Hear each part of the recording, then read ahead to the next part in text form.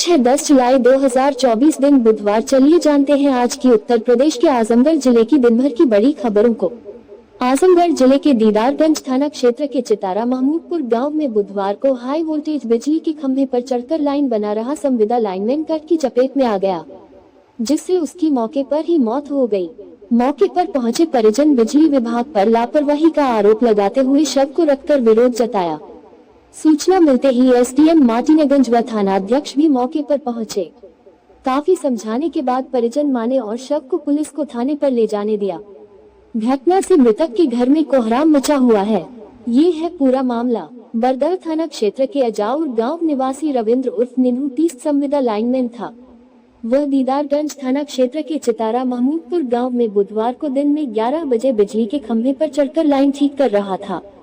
तभी अचानक तार में कट आने लगा, जिससे वह कट की चपेट में गया। स्थानीय लोगों ने विद्युत उपकेंद्र माटीनेगंज को सूचना देकर बिजली कटवाई। बिजली कटने के बाद रविंद्र बिजली के पोल से नीचे आ गिरा। वहां मौजूद लोगों ने इसकी सूचना मृतक के परिवार को दी।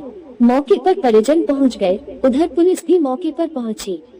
परिजन बिजली विभाग के अधिकारियों पर लापरवाही का आरोप लगाते हुए विरोध करने लगे। परिजन शव को गांव में ही रखकर विद्युत कर्मियों और अधिकारियों को बुलाने की मांग करने लगे। मौके पर पहुंचे दीदारगंज थानाध्यक्ष अखिलेश कुमार ने पीड़ितों को बहुत समझाने का प्रयास किया, लेकिन नहीं माने। करीब 1 बजे उप जिलाधिकारी माटीनेगंज नंदिनी शाह ने विद्युत विभाग के अधिकारियों से बात करके परिवार के लोगों को समझाकर शव को थाने पर ले चलने को कहा। परिजन उनकी बात को मानकर थाने पर ले गए। पत्नी सरिता का रो रो कर बुरा हाल है। मृतक 3 भाइयों में दूसरे नंबर पर था। मृतक के पास 2 बच्चे हैं। शाहगढ़ अमिलो हिंदुस्तान संवाद। मुबारकपुर थाना क्षेत्र के जलालपुर गांव में मंगलवार को ट्यूबवेल में किसान का शव मिलने से सनसनी फैल गई। जानकारी होते ही गांव के लोगों की भीड़ जुट गई। ग्रामीणों की सूचना पर पहुंची पुलिस ने जांच की। मुबारकपुर थाना क्षेत्र के जलालपुर गांव निवासी 52 वर्षीय कैलाश यादव खेती करते थे। 3 पूर्व उनकी पत्नी विद्या माई के दाऊदपुर गई थी। घर पर कैलाश अपने पुत्र आदित्य के साथ रह रहे थे। घर से कुछ दूरी पर ट्यूबवेल पर ही कैलाश अक्सर रहते थे। मंगलवार की शाम को उसकी भतीजी उजाला यादव ट्यूबवेल पर पशुओं के लिए भूसा लेने के लिए गई थी। दरवाजा खोलकर अंदर दाखिल हुई तो अपने चाचा का शव पड़ा देखकर वह चीखने लगी। शोर सुनकर परिवार के अन्य लोग पहुंचे। शव मिलने की जानकारी होते ही गांव के लोगों की भीड़ जुट गई। शव से दुर्गंध आ रही थी। थानाध्यक्ष निहानंदन कुमार ने कैलाश की मौत 2-3 दिन पूर्व होने की आशंका जताई है। उन्होंने कहा कि पोस्टमार्टम रिपोर्ट आने के बाद ही स्थिति स्पष्ट होगी। अहौला थाना क्षेत्र के सारण गांव निवासी वीरेंद्र 45 पुत्र स्व राम अनुज कारपेंटर का काम करते हैं। वो सोमवार की दोपहर करीब 1 बजे काम कर साइकिल से घर जा रहे थे। जैसे ही भटौली पेट्रोल पंप के पास पहुंचे तभी कार ने टक्कर मार दी, जिससे मौके पर ही उनकी मौत हो गई। इसकी सूचना परिजनों को देर शाम मिली। मृतक 7 भाई एक बहन में सबसे बड़ा था।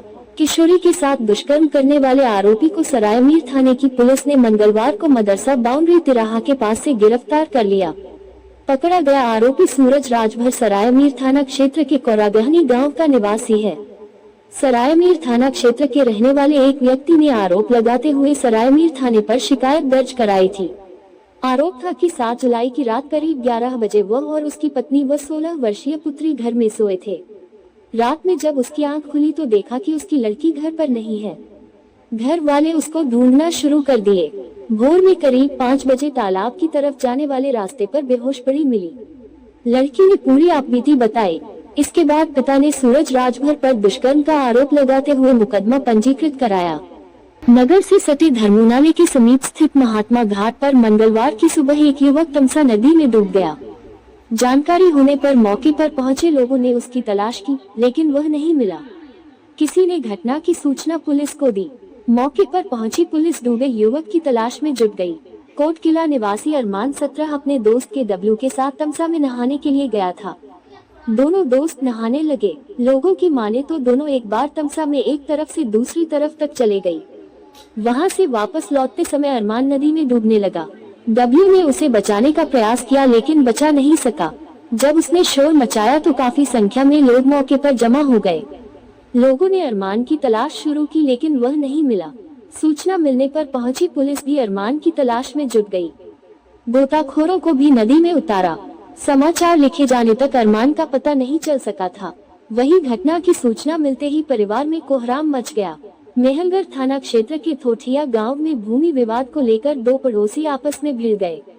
इस बीच दोनों पक्षों में जमकर लाठी डंडा चला, जिसमें 4 लोग घायल हो गए। घायलों में रामधनी यादव 63, खिचड़ू यादव 45, चंद्रकला देवी 40 व गुंजन 20 को भी मारपीट कर घायल किया। परिजन घायलों को लेकर जिला अस्पताल पहुंचे, जहां उनका उपचार चल रहा है। बिलरियागंज थाना क्षेत्र के दोरजी धरौरा गांव निवासी रेणु कुमारी 17 पुत्री दीपक कुमार सोमवार की शाम किसी बात को लेकर क्षुब्ध थी। रेणु से गुस्से में आकर जहर खा लिया, जिससे उसकी हालत बिगड़ने लगी। हालत गंभीर देख परिजन उसे लेकर जिला अस्पताल पहुंचे, जहां उपचार के दौरान उसकी मौत हो गई। मृतक 2 भाई 2 बहन में सबसे बड़ी थी। यूपी के आजमगढ़ से एक सनसनीखेज मामला सामने आया है। सिधारी थाना क्षेत्र के जाफरपुर गांव में सोमवार की रात एक मां ने 3 साल के बेटे के साथ जहर खाकर जान दे दी। महिला ने पहले बेटे के जहर दिया, इसके बाद खुद खा लिया। हालत बिगड़ने पर परिजनों ने दोनों को प्राइवेट अस्पताल में भर्ती कराया। रात में ही महिला ने दम तोड़ दिया। बेटे की मंगलवार की सुबह मौत हुई। सरायमीर थाना क्षेत्र के रंडीह गांव निवासी ब्रजेश चौहान की 28 साल बेटी कविता चौहान की शादी 4 साल पहले सिधारी थाना क्षेत्र के जाफरपुर गांव निवासी पंचदेव चौहान के साथ हुई थी। कविता को 3 साल का बेटा देवांश और 7 माह की बेटी है। पति नपा में 4th श्रेणी का कर्मचारी है। एक सप्ताह से परिवार में घरेलू बातों को लेकर विवाद चल रहा था। परिजनों ने बताया कि सोमवार की रात पंचदेव घर के बाहर सो रहा था। सास घर के बरामदे में थी। कविता बेटे के साथ घर में सो रही थी। रात में कविता ने पहले बेटे को जहरीला पदार्थ खिलाकर का सुला दिया। इसके बाद स्वयं भी जहरीला पदार्थ खा लिया। रात करीब 10 बजे हालत बिगड़ने पर परिजनों को जानकारी हुई। महिला को नरौली स्थित एक निजी अस्पताल भर्ती कराया। परिजन घर पहुंचे तो देवांश पर भी जहर का असर हो गया था। वह बेसुध पड़ा था। उसे भी लोग लेकर नरौली स्थित प्राइवेट अस्पताल पर पहुंचे। डॉक्टर ने बच्चों के चिकित्सक को दिखाने के लिए कहा। परिजन उसे करतारपुर के निजी अस्पताल में भर्ती कराया। रात करीब 11 बजे महिला की मौत हो गई। मंगलवार की सुबह करीब 9 बजे बालक ने भी दम तोड़ दिया। सूचना मिलने पर पुलिस मौके पर पहुंची। शव को कब्जे में लेकर पोस्टमार्टम के लिए भिजवा दिया। साथ ही मामले की जांच पड़ताल में जुट गई। MS पब्लिक हेल्प न्यूज के चैनल को सब्सक्राइब जरूर करें और घंटी को जरूर दबाएं ताकि हमारी सभी खबरें आप तक पहुंचती रहे।